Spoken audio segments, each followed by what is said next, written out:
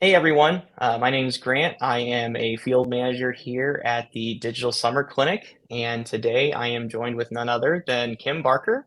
She is the director of the Institute for Culture, Change, and Leadership and a senior lecturer at Eastern Michigan University. For all of our guests joining today, thank you for being here. If you have any questions or comments that you'd like to ask our guests, just post them in the comments down below and we'll get to them right at the end of our interview. So, Kim, welcome. Hello, Grant. So I'm going to start with our first question here. So just give us a quick introduction, a quick rundown. Tell us about yourself. Give us a little history about what you've done and some of your accomplishments. Oh my goodness. Um, so I, as a college student, I decided to go on and get my master's right after my bachelor's degree, and it was a decision I've never regretted. Just getting that additional learning, and sometimes after you graduate, life happens, and it's kind of harder to get back into school. So anyway, I got my MBA. And then a number of years later, when I had three teenagers at home, I decided to get my PhD. And that was one of the best decisions I ever made. So I love teaching. I love working at Eastern Michigan University. And and I love talking about culture, change, and leadership. So, Awesome. Well, that's why you're here today. So great. oh. Awesome. Well, actually, this goes into my next question. So, which you just mentioned. So, I saw that you're the director Mhm. of the Institute for Culture, Change, and Leadership. So, could you tell us a little bit about the ICCL and what your role is there? So I'm the director. I created the organization, and it was actually after I had had a partnership with someone else, and that got closed. And so then I just decided I really wanted to continue on this work, and they wanted to partner with me, but they didn't want to, be responsible for the organization. And I'm trying to think why. I grew up in an area that was not very diverse. And so when I went away to college, um, I was like thrown into a melting pot, into an area that was very diverse. And I just loved it. And, I think that when you're treating culture properly, right, and you're treating people respectfully, it's just such an awesome environment to be in, a very diverse environment where you get a lot of feedback, and it's very inclusive, and so that's why I really love being in that kind of an environment, and also teaching about how to maximize your success in that kind of an environment. Gotcha. That's very good information. Thank you. So, when new applicants are looking for future career opportunities, what are some good cultural signs from an employer to that Mhm. potential new hire? Or what are things that they should be aware of or maybe should look out for? So I think it's very important that the potential company really knows what their mission, vision, and values are. Right? They should just it should just roll off their tongue, and they should be happy to report that they live by what their mission, vision, and values are. If a new hire were to ask what they were, and if they weren't really sure, to me, that would be kind of a red flag. One thing I really think I really try to impress on students and people I talk with is to really make sure that that interview is a two-way street, right? If they're anything like Mhm. me, the first opportunity that comes along, you just grab it, right? Because you want a job. But Yeah, really making sure that it's a good fit for both you and the company, I think it can save somebody a lot of time down the road, right? If they make sure that it's a good partnership for both. I see. So Does that definitely make with sense? interviews, Yeah, it does. Just Okay. everything's like sort of a two-way street, like you just said. Yeah. You know, Yeah. if you're not interviewing that company too, how are you going to make sure that it's a good culture fit for you? Right. And And I feel you know, like maybe people are afraid to do that.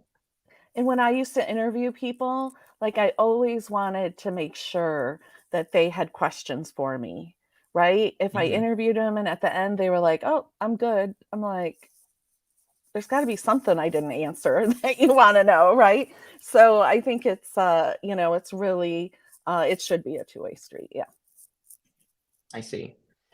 So when Mm. someone does, get into a job and everything, and let's just say things don't go the best way that it should, what are some good ways for employees to become more positive in their workplaces? Well, I just happened to write a book recently with my co-author Which I saw, which I called saw. called "You Can Create Positive Change at Work," and there are four fuses. And the first, we called them fuses because of the letter at the beginning of each phrase. But the first fuse is forging a positive work environment and really trying to create that environment where people can thrive in and uh, and kind of getting your boss on your team, right? Being helpful and going the extra mile to be helpful at work. The other one is the upside of change, or I should say the second one. And, you know, so many times we view change as a bad thing, but it can be a really good thing, right? I mean, even if we think about COVID, there were a lot of bad things that happened, but weren't there some positive things that came out of COVID?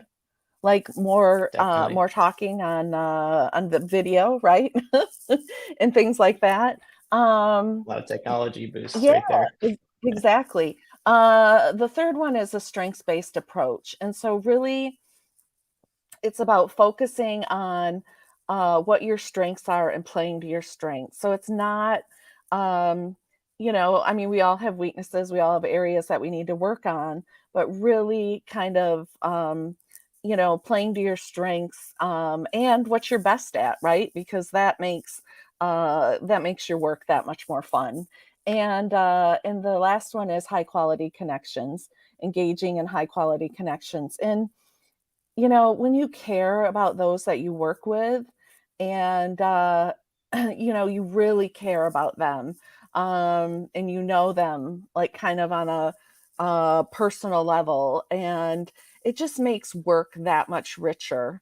And, and you care about your team that much more. So, yeah, those are the four fuses that we created for the book, and we tell lots of stories, and we share lots of advice, and we have like little um, questions at the end of each chapter for people to reflect on and to take it to the next level. So, That's really nice. Definitely something to keep you engaged as you're going through and constantly yeah, making you like just try out new things and just assess kind of your own situation. That's really yeah, cool.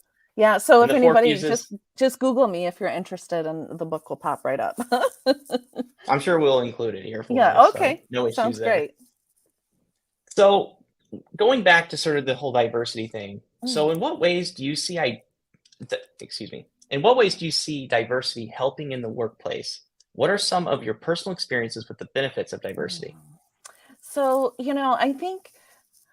I think there's a lot of talk about diversity, especially right now, right? Diversity, Hmm. DEI, diversity, equity, and inclusion. Um, but there's not everyone who really knows how to harness diversity. So diversity for diversity's sake is good, but being able to harness diversity and get everybody included, right? Create that sense of inclusion where everybody feels like they matter, like they're part of the team. I think it's just so important. And and I think we need more of that today, more now than ever. Kind of the leader's job has kind of changed in the last several years. It used to be that the leader had to have all the answers, right? It was their job, to kind of the director, like the general, right, of the army or something. And now, really, a leader's job is to take and harness ideas that come along and use the ones that are most appropriate for their company to move them forward. And so um, uh, by getting uh, feedback from leaders at all levels in the organization and and using that information will help a leader move forward and create good decisions for their company. But I think a lot of leaders do not, they just don't get that feedback from their employees. And that can be a missed opportunity, I feel. I see. That's definitely good information. Yeah. So, what advice would you give future graduates who have little to no experience working with others? And in what ways can they improve their confidence? Oh my gosh. We just talked about this in class today. If you want to become a better public speaker, what do? You get You out there and speak, right? just get out there. Every Yeah, opportunity you can. You want to be a better writer, you write, right? I wish there were shortcuts, but there aren't. But I think it's really important to network, network, and volunteer for opportunities to rub shoulders with people, leaders, volunteer for jobs that nobody's gonna raise their hand for, right? That can really, really make a difference. And do information interviews. So, if you think you want to go in a specific direction career wise, reach out to people and say, hey, I used to recommend that people buy someone a cup of coffee. Now you can say, "Hey, can you jump on Zoom with me for 10 or 15 minutes? I just have some questions I want to ask you," right? Most people yeah, love talking and sharing their story and giving advice to young people, especially college students. So not being shy, being I guess creating a plan and then working that plan, I think can really, really go a long ways. definitely. I was definitely one of those shy kids back in the day, but Mm, get out there and start doing things. Even the interview we're doing today, yeah, it's all building character. So it's a absolutely. good And thing. I could tell a million stories, but one story, for some reason, I always tended to graduate from college at each level during a recession. I don't Mm, know why, but I just did. And so one time, well, after I had gotten my master's, I was sending out resumes. I had just relocated, back to Michigan, and I met my mom at a donut shop, right? And this guy, it was just packed. It was jam packed, and this guy like almost spilled a whole cup of coffee on me, right? I mean, like I was almost bathed in this coffee, and and he's like, "Oh, I'm so sorry," and fortunately it didn't happen, but and I was like, "Oh, no problem." I go, "Hey, I'm looking for a job. Do you know anybody in HR that has a job opening?" And he was like, "As a matter of fact, I do." And I was like, "Really?" And so he told me about there was an opening where his daughter worked. She had told him about it. I don't know why, but and he's like, "I'm going to connect you with my daughter." So I talked to his daughter that evening, and I applied for the job the next day, and by the end of the week I had the job, and it was one of my favorite jobs ever. And I just think to this day, if I hadn't opened my mouth and said, "Do you know anybody who's hiring in HR?"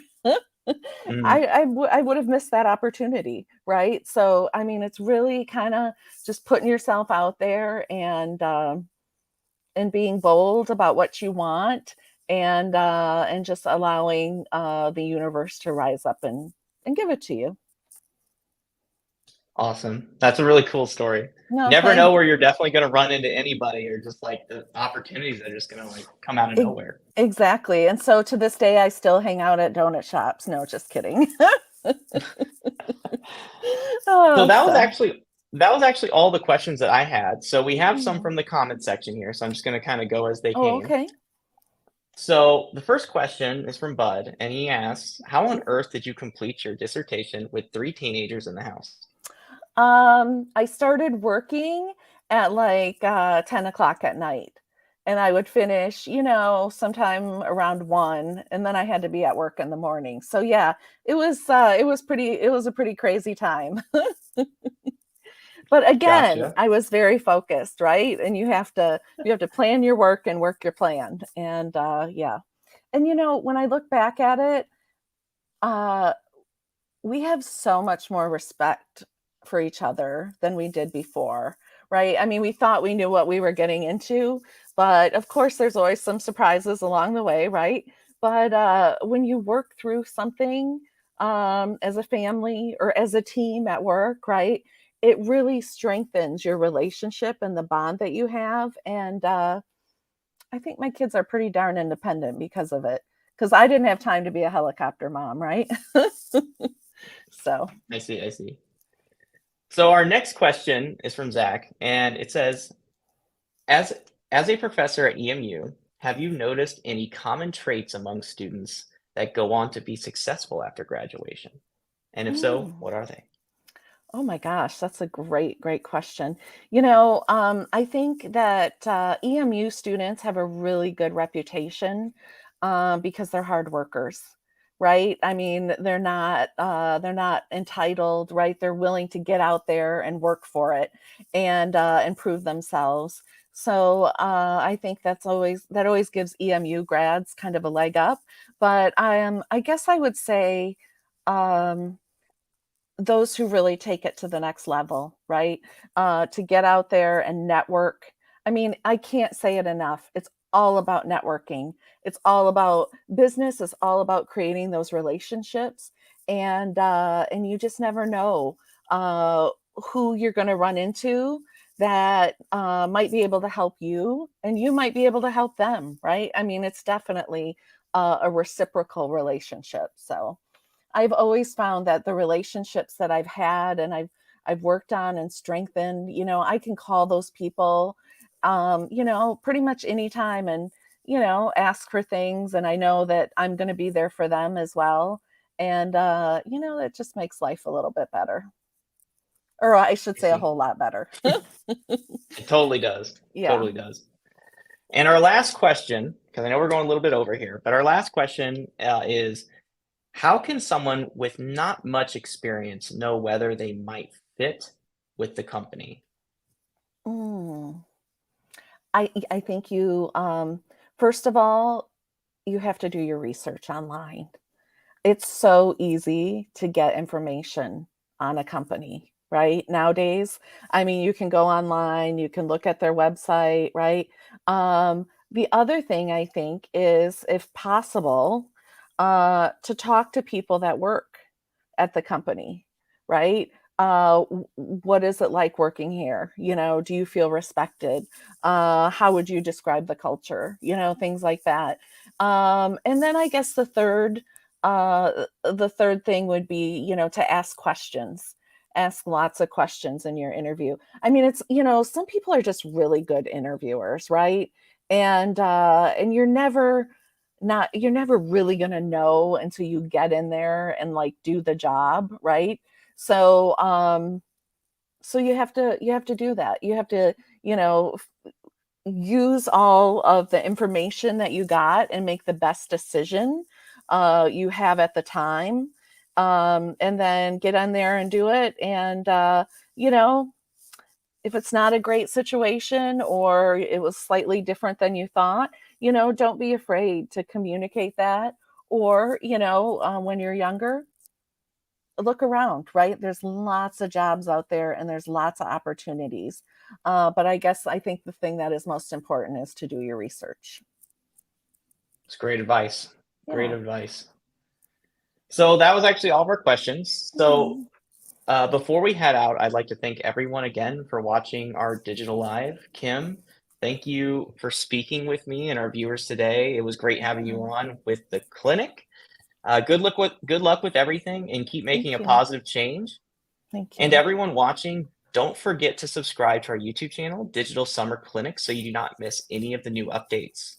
And our next episode will be airing next Tuesday, October 11th at 6 p.m. and we'll be joined by Ian Shirk with Career Now Brands. It'll be an episode you do not want to miss out on. And to everyone watching, have a great night, and we will see you here next week. Thank you. Thank you.